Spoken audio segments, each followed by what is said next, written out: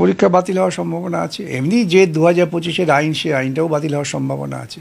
এখন পরীক্ষা স্বচ্ছতার সঙ্গে হবে কি হবে না, সামগ্রিক মান নির্ণয় স্বচ্ছতার সঙ্গে হবে কি হবে না, এটা আগামী দিন বোঝা যাবে।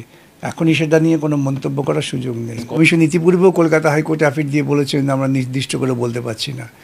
সুতরাং যারা সরাসরি দুর্নীতির সঙ্গে যুক্ত, সেই লিস্টে একমাত্র তৃণমূল দল এবং তৃণমূল সরকার দিতে পারে। ভবিষ্যৎ একটা ধোঁয়াশার মধ্যে আছে, দেখা যাক আগামী দিনে কি দাঁড়ায়, তখন ঠিক করা যাবে। মোদির আর মমতার মিথ্যা কথার উপর তো চাকরি হয় না। মোদি বলেছিলেন বছরে 2 কোটি চাকরি দেবো, বেকারিত্ব বেড়ে গেছে।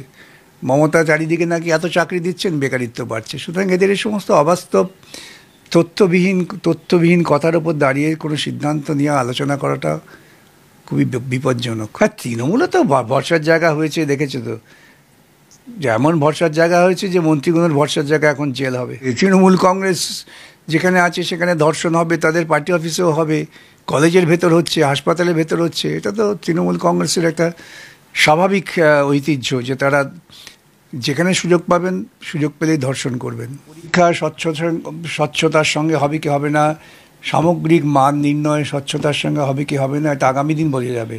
এখনই সেটা নিয়ে কোনো মন্তব্য করার সুযোগ নেই। কমিশনও তো বিষয়টা নিয়ে কোনো মুখ খুলতে চাইছে না। কমিশন মুখ খুলতে পারছে না কেন? কমিশনের কাছে তেমন স্পষ্ট তথ্য নেই। যে হারে কমিশন ইতিপূর্বেও কলকাতা হাইকোর্টে অ্যাফিড দিয়ে বলেছেন, আমরা নির্দিষ্ট করে বলতে পারছি না। সুতরাং যারা সরাসরি দুর্নীতির সঙ্গে যুক্ত, সেই লিস্টে একমাত্র তৃণমূল দল এবং তৃণমূল সরকার দিতে পারে। পরীক্ষা বাতিল হওয়ার সম্ভাবনা আছে। এমনি যে 2025-এর আইন, সে আইনটাও বাতিল হওয়ার সম্ভাবনা আছে। 2025 আইনে যে আইনের ভিত্তিতে পরীক্ষা হচ্ছে, যে বিধির ভিত্তিতে পরীক্ষা হচ্ছে, সেই বিধির সাংবিধানিকতা নিয়েও প্রশ্ন আছে। এই রাজ্যের এই সরকার থাকলে নিশ্চিত ভবিষ্যৎ কেউ দেখতে পাবে না। চাকরির দোষা গোটা ভারতবর্ষেই। মোদির আর মমতার মিথ্যা কথার উপর তো চাকরি হয় না। মোদি বলেছিলেন বছরে 2 কোটি চাকরি দেবো, বেকারিত্ব বেড়ে গেছে। মমতা চারিদিকে নাকি এত চাকরি দিচ্ছেন, বেকারিত্ব বাড়ছে। সুতরাং এদের এই সমস্ত অবাস্তব তথ্যবিহীন কথার উপর দাঁড়িয়ে কোনো সিদ্ধান্ত নিয়ে আলোচনা করাটা খুবই বিপজ্জনক। ভারতবর্ষে বেকারিত্ব ব্যাপক হারে বৃদ্ধি পাচ্ছে। সুতরাং যে যেখানে সুযোগ পাচ্ছে সেখানেই দরখাস্ত করবে। কিন্তু ভারতবর্ষ তো একটা দেশ, সেখানে তো আর্টিকেল 14 আর 16 সবার ক্ষেত্রে প্রযোজ্য। নেতাদের মিথ্যা ভাষণের উপর তার বাস্তব পাল্টে যায় না। বাংলা বলার জন্য চাকরি কেড়ে নেওয়া হয়েছে, এটা তো আমার মনে হচ্ছে ঠিক না। নিশ্চয়ই এর পেছনে কেউ হয়তো অনুপ্রবেশের তত্ত্ব দিয়েছেন।